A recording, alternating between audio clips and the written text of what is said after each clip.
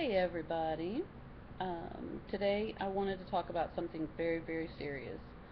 Um, I wanted to talk about uh, being in a crisis and having a very solid plan when you are in this crisis.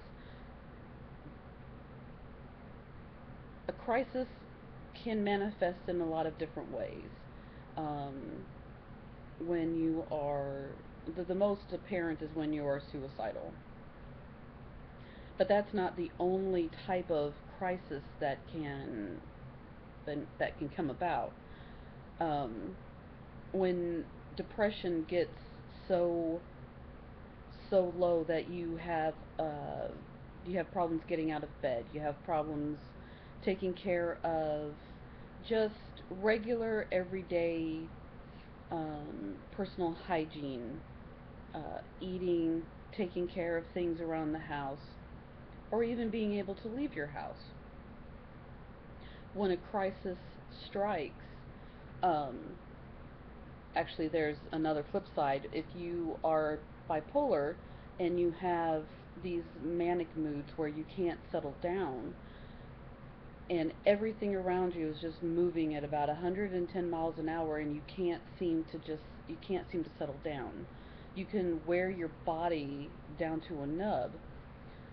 When you're in these crises, it's really good to have a solid plan with family members, um, with partners, with people around you that you trust, especially your therapists, psychologists, psychiatrists. First, make sure that your partner is aware of what some of the signs are when you're not in a crisis. Sit down and have a solid plan. If I am manic, we have to do these things. If I'm depressed, we have to do these things. If I am suicidal, we need to do this. Having a solid plan and moving forward with practice runs. It's been a long time since I've had a crisis. Um, but when I was in a crisis in 2010, Melissa and I communicated very solid what I needed, and what I needed was to go to the hospital. This is almost a taboo subject for most survivors or most people dealing with mental illness because there can be horror stories that come out of going to the hospital. But that's where the biggest help is going to come from. They can administer medication to get the mood stable. They can talk you down. They have professionals that can really, really help you get back on solid ground to get to a place where you're more capable of handling life. Being afraid of going to the hospital is very, very common, and it's not unusual to be that afraid to go to the hospital.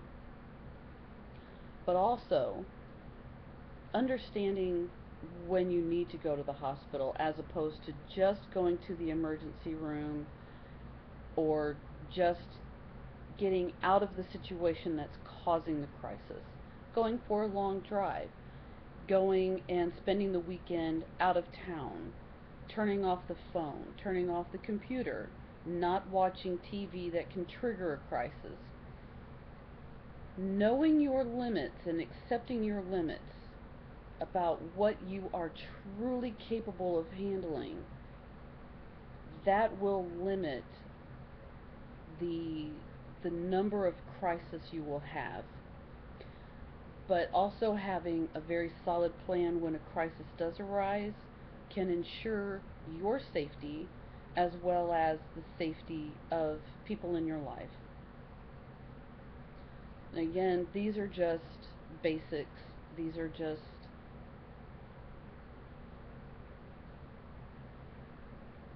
basic ideas about how to deal with a crisis and when you're in a crisis. Reaching out is so key. If you can reach out, that shows that you are miles ahead of the crisis, even if you were in it. Reaching out is very, very, very important. Don't be afraid to. There are people in your life, well, I can't say that. I don't know everybody's life. But try to surround your life with people who are willing to help you.